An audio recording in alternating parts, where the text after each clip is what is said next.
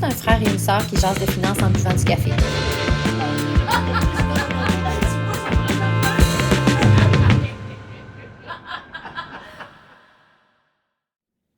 Ça nous amène Oui, à notre prochain sujet. d'accord. Est-ce que tu te rappelles?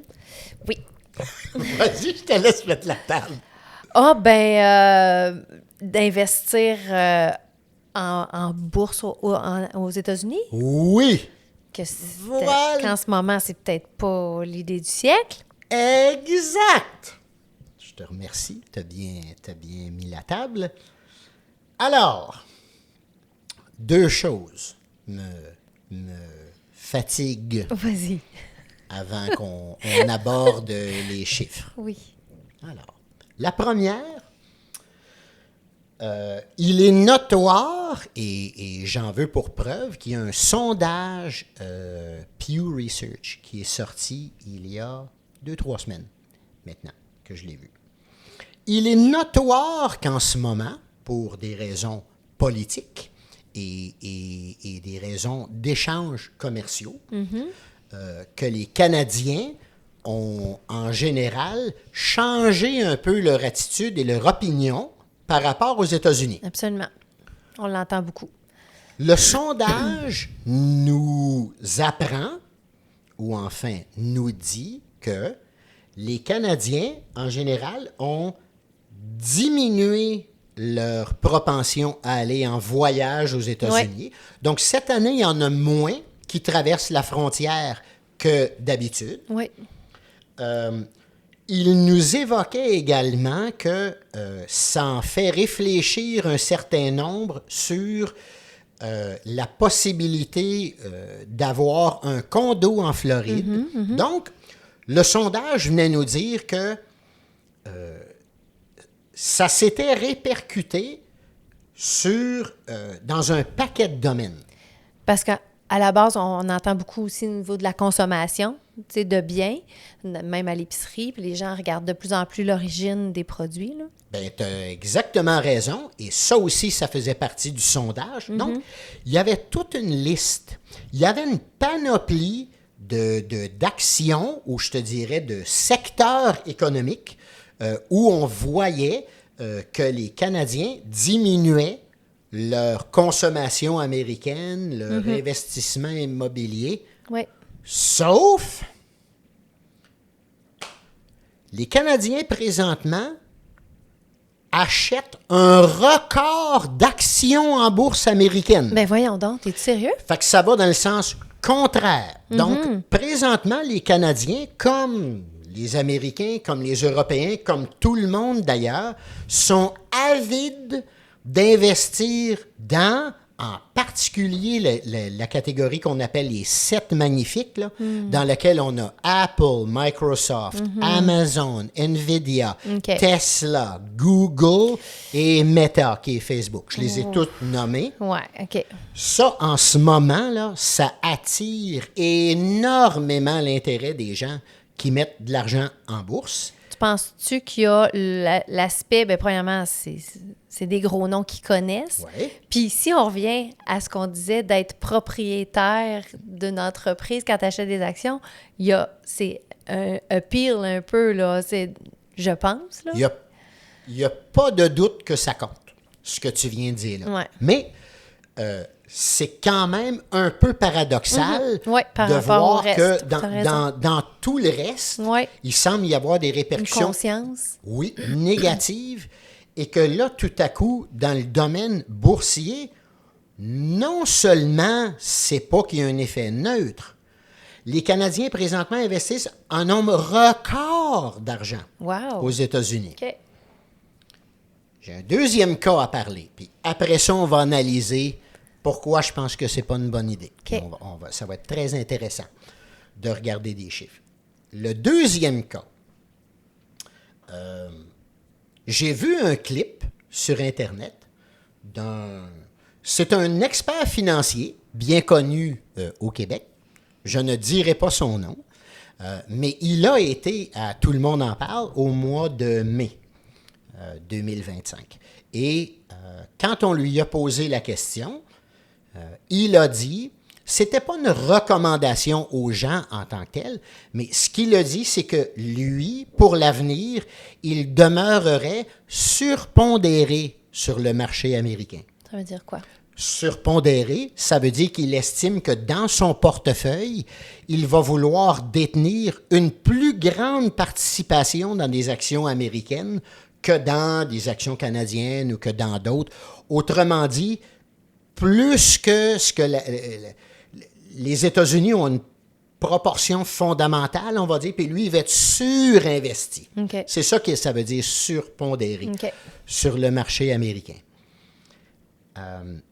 Là, on va en parler, on va regarder différents chiffres et alors, il a droit à son opinion, mais quand tu donnes une opinion comme ça, des fois, je me demande si on en a vraiment besoin. OK. Alors, j'en arrive à pourquoi est-ce que je pense que présentement, c'est pas une bonne idée. Je ne dis pas que c'est pas une bonne idée d'être investi sur le marché américain, mais c'est certainement pas une bonne idée d'être surpondéré. Je veux démontrer pourquoi il y a beaucoup plus de risques, à mon avis, sur le marché américain et que, mon Dieu, pour une fois, là, présentement, il y aurait une opportunité très claire d'aligner son propre intérêt financier avec ses opinions politiques.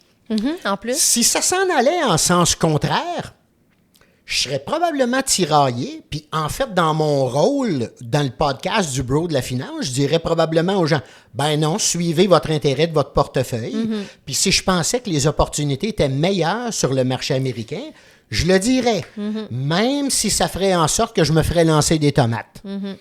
Mais là, ça s'adonne Sont alignés. que je suis convaincu exactement que les opportunités sont meilleures sur le marché canadien.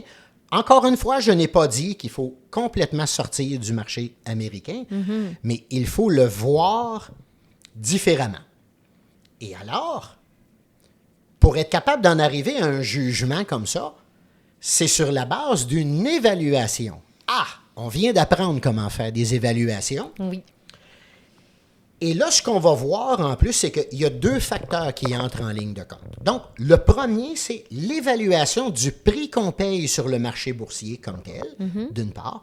Mais deuxièmement, il y a un facteur qui semble ignoré, négligé, que je ne comprends pas, qui est celui du dollar canadien, qui lui est faible présentement.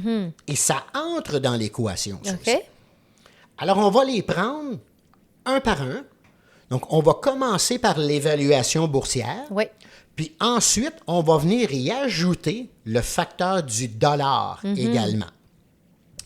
Donc, commençons par l'évaluation boursière. Donc, on vient d'apprendre comment se calcule un cours-bénéfice. Et tu as fait les calculs correctement. Je n'ai pas pris les exemples de 20 et 33 pour rien. OK. C'est que présentement, le cours-bénéfice de l'index canadien, donc le TSX 60, OK. c'est l'index canadien, son cours-bénéfice présentement, il est de 20. Donc, si on achète un index canadien Ouais. et qu'on achète une participation dans les 60 entreprises Ouais. qui sont dedans, on se trouve présentement aujourd'hui à payer, grosso modo, 20 fois les bénéfices OK. que ces entreprises-là génèrent. OK. OK?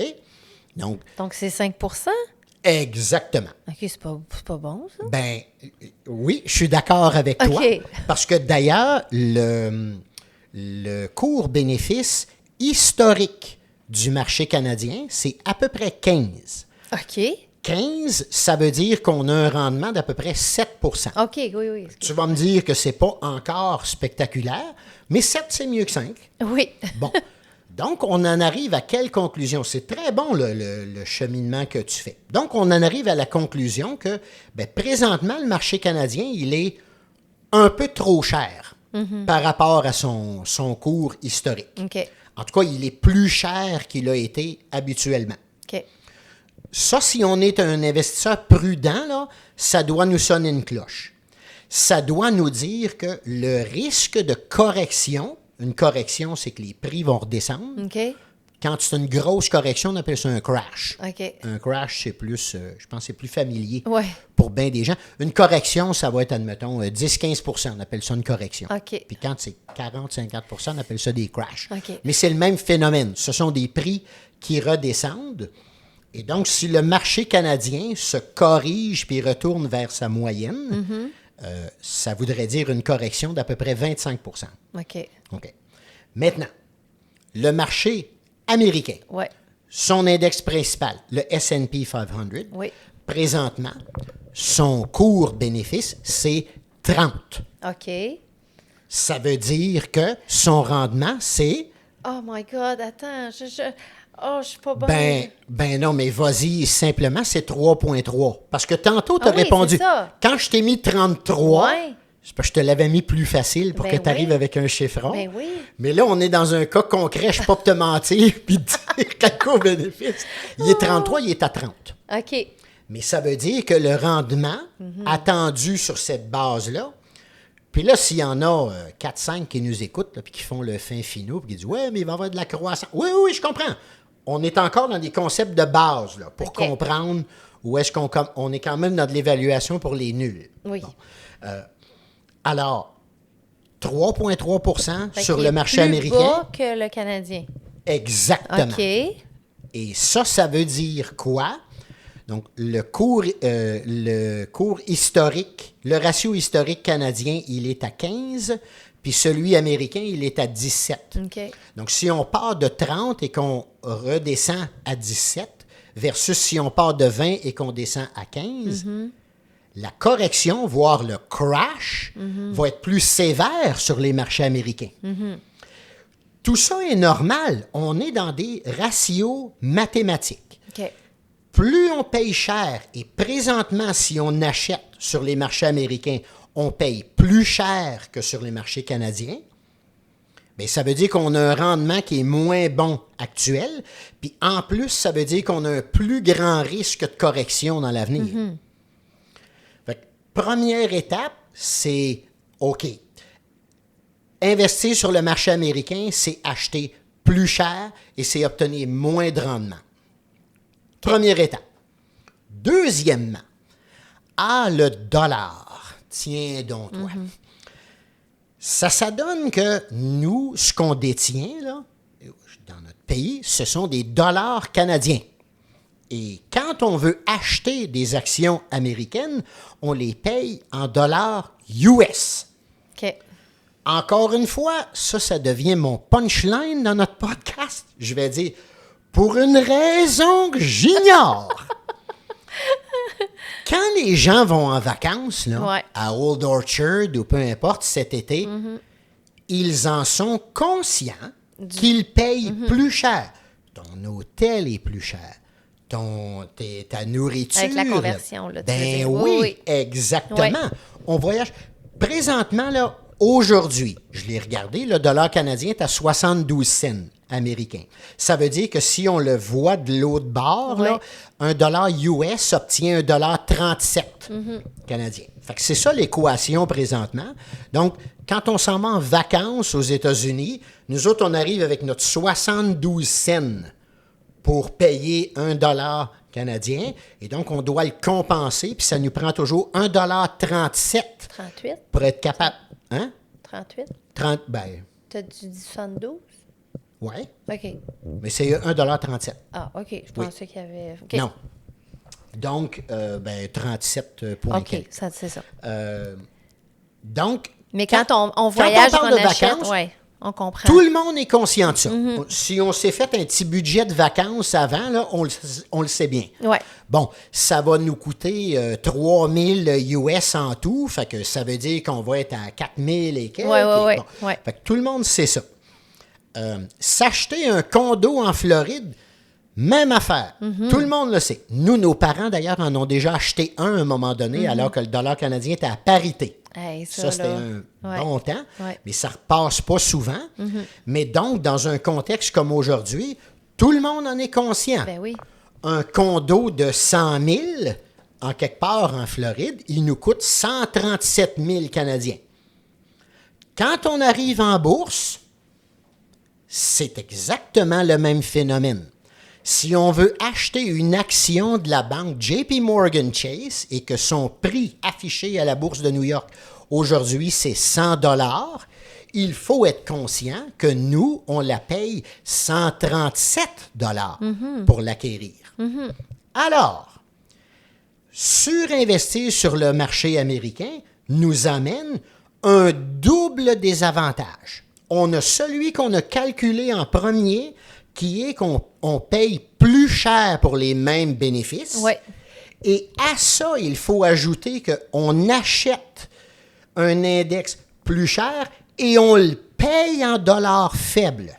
Il faut donc ajouter le taux de change qui nous rend perdants par-dessus ça. Quand on fait l'équation de mettre 50% plus cher sur le prix à payer, plus 37% de la faiblesse du dollar, on les multiplie. Ce qu'on est en train de dire, c'est que pour que ça ait de l'allure, là, il va falloir que les actions américaines aient un rendement 2 fois supérieur aux entreprises canadiennes dans l'avenir pour qu'on arrive flush. Ah ouais, c'est ça. Même pas On faire n'a mieux, pas, là. on n'a pas encore fait un meilleur coup, là. Juste pour être capable d'arriver égal. Ça prend un rendement 2 fois supérieur. Quand on est dans le domaine de l'investissement, on n'est jamais dans le domaine de la certitude. On est toujours dans le domaine des probabilités. Donc, ce que je suis en train de te dire, là, je ne suis pas en train d'affirmer que moi, je suis un devin et que j'ai la certitude que les entreprises américaines ne donneront pas un rendement 2 fois supérieur aux actions canadiennes. Ce que je suis en train de te dire, c'est que selon moi, les probabilités sont fortes qu'elles ne le feront pas. Et donc, quand on investit bien, on fait des calculs de probabilité. Ce que je dis, c'est que présentement, les probabilités de faire un meilleur rendement sont davantage du côté canadien que du côté américain. OK. Ai-je amené suffisamment de nuances? Oui. Parce que je ne veux pas avoir l'air non plus de dire c'est pas bon être sur les marchés. C'est pas ce que je dis. Mais je voulais sensibiliser les gens qui nous écoutent à cette réalité-là de la distinction entre le marché américain et canadien, puis surtout sensibiliser aux gens, sensibiliser nos gens à ce que ça prend comme calcul. Et là, je suis juste dans de la base. là. Ouais, je sais. Là. Après ça, il faut raffiner encore plus. Mais juste ça, si on tient compte de ces 2 variables-là qui sont très importantes, on en arrive à un portrait qui, me semble, nous dit qu'on devrait être plutôt surpondéré du côté canadien plutôt qu'américain. Donc, je ne dis pas de ne pas détenir d'actions américaines, je comprends. mais je dis qu'on a présentement une opportunité de surpondérer au Canada. Mais tu sais, comme mettons, quand tu penses à tes 7 géants là, que Oui. tu as nommés tantôt, ces entreprises-là, tu connais-tu un peu leurs bénéfices actuellement? Oui, puis les prix sont élevés. OK. Et alors, ceci dit, ce sont d'extraordinaires compagnies. Fait que ça aussi, là, il faut bien comprendre que les 2 facteurs entrent en ligne de compte. Et là, j'ai en tête un sketch de François Pérusse où il y avait un de ses personnages qui dit « Ben oui, on donne, toi, n'importe quel trou de cul qui a de l'argent est capable de louer le stade olympique. Regardez ça. » Il appelle une madame qui répond « Stade olympique. » Il dit « Oui, bonjour, j'aimerais louer le stade. » Elle lui demande « Avez-vous de l'argent? » Il dit « Non, mais je suis un trou de cul, par contre. » Et la conclusion, elle lui répond « Ça prend les 2. » Oh, on l'aime trop, C'est les du gens, grand vraiment. Pérus, Oh, c'est exactement. ça prend les 2. Oui, Oh, God! OK, je vais dire ça à cette heure. ça prend les 2. Alors, si on revient à nos 7 magnifiques, Oui. ça prend les 2 pour que ce soit un bon investissement. C'est-à-dire, il faut que ce soit une excellente compagnie Ouais. et dans les, je vais dire au moins 5 sur 7. Je suis certain que ce sont d'excellentes compagnies. OK. Mais par contre, ça prend les 2. C'est Ça clair. prend également un bon prix. Et c'est là où le bas blesse présentement avec les 7 magnifiques, OK. c'est que leurs prix sont tous très élevé. OK. Et donc, elle aussi pourrait donner un excellent rendement fondamental comme entreprise dans l'avenir, mais être un piètre investissement. OK. Simplement parce que tu l'as payé trop cher. Ton immeuble tout à l'heure, qui donnait un bénéfice de 20 000 c'était parfait si tu le payais 200 000 Ouais. C'était moins intéressant si tu le payais 400 000 Qu'arriverait-il si tu le payais 1 million? Oui, OK. Je te donne la réponse. Ton rendement, c'est 2 Oui, c'est ça. OK. Quand on est avec les 7 magnifiques, les prix sont tellement élevés. Puis tu as aussi, là, encore une fois, le taux de change dans ce cas-ci. Là, Exactement. Que tu ajoutes à Voilà. Donc, ton on a affaire. toujours... Oui, OK. c'est ça. C'est OK. ça. Tandis que, si on regarde du côté du marché canadien, alors, on n'a pas nécessairement le parallèle des 7 Non. magnifiques. En passant, là, je fais une parenthèse parce que c'était pas nécessairement vers ça que je m'en allais, mais à la fin des années 90, là, au Canada, nous avions Nortel, qui était capable de rivaliser avec des géants des télécoms américains. OK. On avait, te rappelles-tu, du BlackBerry, Mon Dieu, oui. qui était Je l'ai eu super... Ben voilà, Je l'ai eu c'était un. super hot avant le iPhone. Ouais. Sais-tu qui fabriquait les Non. BlackBerry? C'est une compagnie qui s'appelle Research in Motion, OK. qui était localisée à Waterloo, Ontario. Ben voyons. OK. Des fois, je me dis comment ça se fait qu'au tournant, dans les années 90 puis au tournant des 2000, on avait des grandes puissances technologiques au Canada et qu'on n'en a plus du tout depuis 20 ans. J'ai pas la réponse. C'est pas ma prétention de dire que j'ai une réponse. Mais comme je t'ai dit, je mets ça entre parenthèses, c'est comme food for thought. Moi, ça me bug ça des fois. Je Ouais. me dis, voyons comment ça se fait qu'on était capable Ouais. de rivaliser dans le domaine. Maintenant, essentiellement, on a Shopify, qui est une Ouais. grande entreprise techno. Là. C'est pas mal ça OK. qu'on a sur le Mon marché Dieu. canadien. Wow. Mais donc, si je ferme ma parenthèse là-dessus puis que je reviens donc avec le marché canadien, c'est qu'on a des entreprises qui sont peut-être pas aussi bonnes que les 7 magnifiques, mais par contre, leurs prix sont tellement plus C'est raisonnables que donc, ça peut être un meilleur investissement parce qu'on la paye moins cher. Ben oui. Ça prend les deux. Ah, tu m'as fait rire, j'adore ça. Et voilà. Ah, t'as ramené François Pérusse. Oui. Ben, c'est super. J'aime ça. J'ai tout compris, encore une fois, parce que t'as vraiment tout le temps... Qu'est-ce qu'il y a? Ben, tu m'as... Oui? Ben oui, tes Hey. réponses étaient excellentes. Ah, t'es fin. Non, mais t'as une façon, c'est facile de... Toi, je te l'ai dit, t'aurais pu enseigner, là. Tu pourrais être un pédagogue. Il n'y a pas de doute. Puis, alors, notre mère était une excellente enseignante. Ouais, On a t'as raison. certainement quelques auditeurs qui ont été ses élèves, d'ailleurs, Oui, t'as raison. qui peuvent en témoigner. Notre Ouais, mère ouais. était une excellente enseignante, ouais. une excellente pédagogue. Je pense que Ouais. je tiens ça d'elle. Tout est dans l'image puis dans le concret, Ouais. parce qu'en plus, on est dans un sujet qui est quand même tellement pas facile pour tous, tu sais. Ouais. Fait que j'aime toujours comment que tu m'amènes ça. Excellent. Fait que merci beaucoup. Ça me fait Je te plaisir. laisse le mot de la fin. Eh bien, encore ce soir, on a une illustration. C'est que la finance, c'est simple, mais c'est pas facile. Merci. Merci.